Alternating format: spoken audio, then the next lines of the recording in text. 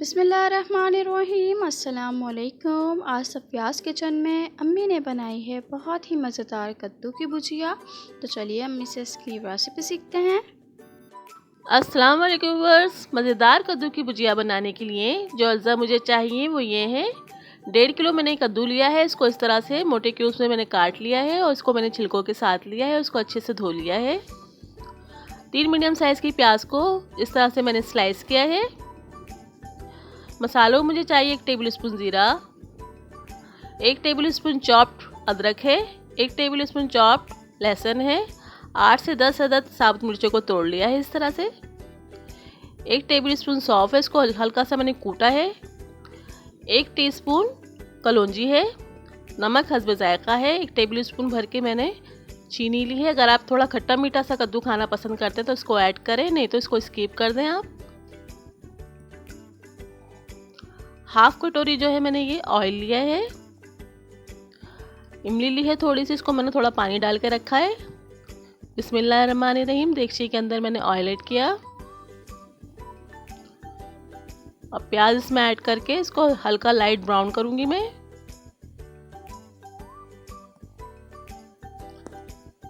इसको अच्छे से चलाते हुए थोड़ा लाइट गोल्डन ब्राउन करूंगी इसे मैं। ये हल्की सी लाइट गोल्डन हो गई है।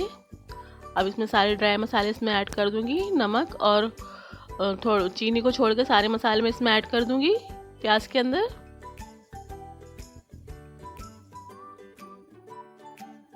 ये कद्दू की भुजिया है जो बहुत मज़ेदार बनती है, बहुत लजीज और बहुत खुशबूदार बनती है।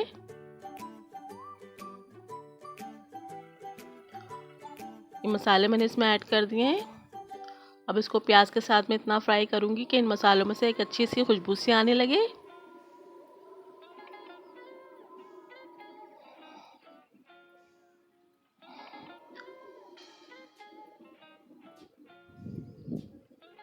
मसाले जो है इसमें से अच्छी सी खुशबू सी आने लगी। अब इसमें जो है कद्दू मैं ऐड कर दूंगी इसके अंदर और इसको अच्छे से मिक्स करूंगी।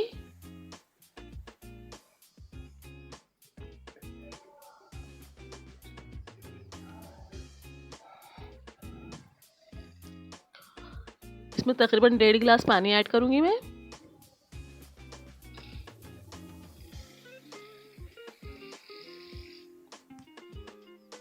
इसमें नमक और चीनी डाल दूंगी, ये इसके अंदर ऐड कर दूंगी।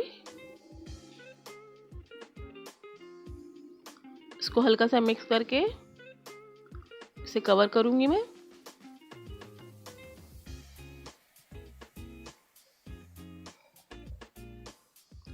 इसको मैंने अच्छे से मिक्स कर लिया है।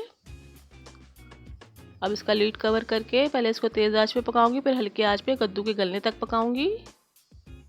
कद्दू जो है गल चुका है।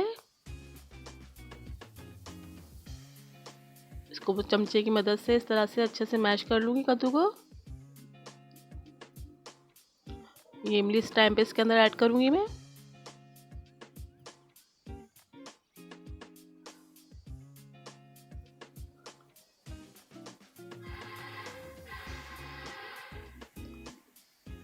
कद्दू को अच्छी तरह से भूनूंगी मैं।